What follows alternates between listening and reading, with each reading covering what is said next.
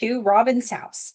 Today I'm working on the Turtly Sweet scrapbooking workshop, and the featured technique in this one is flip flaps. So if you don't know what flip flaps are, they're a little plastic pouch that have a flap with a stickiness on there so that you can attach it to your page and really create 3 times as many of whatever you have. So if you want to have it use photos or have journaling or whatever, but still have access to them, but it's not the focal point of your page. So as you can see, generally, my photos are not ready when I do my layouts. So my flip flaps are always attached to my layouts, which can create a problem when you go to put your pages in page protectors. So there are 2 ways to attach your flip flaps to a page protector. Now, the easiest way is if you have your photos already on your pages, which is, of course, the best to know what you're scrapping, so you know your theme and everything. Cinch your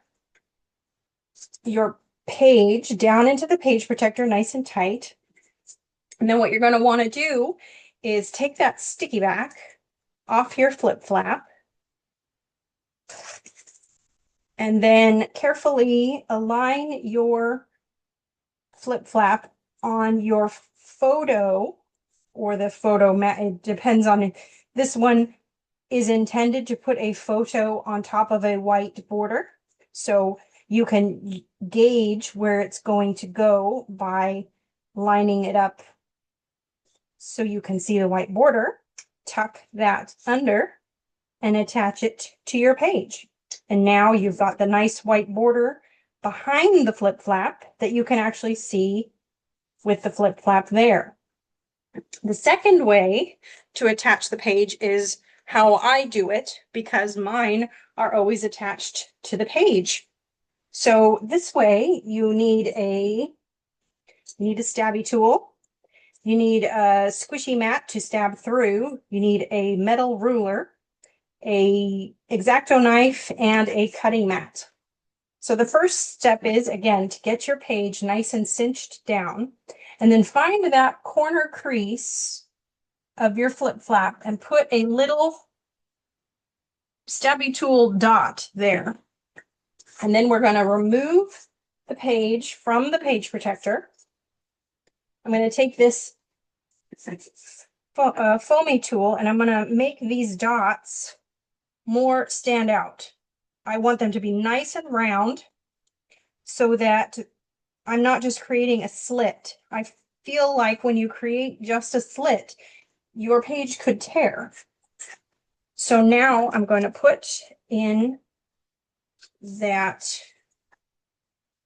cutting mat. I'm going to take my X-Acto knife and my metal ruler. The metal ruler, I'm going to go from the center of this hole to the center of this hole. Just cut a line.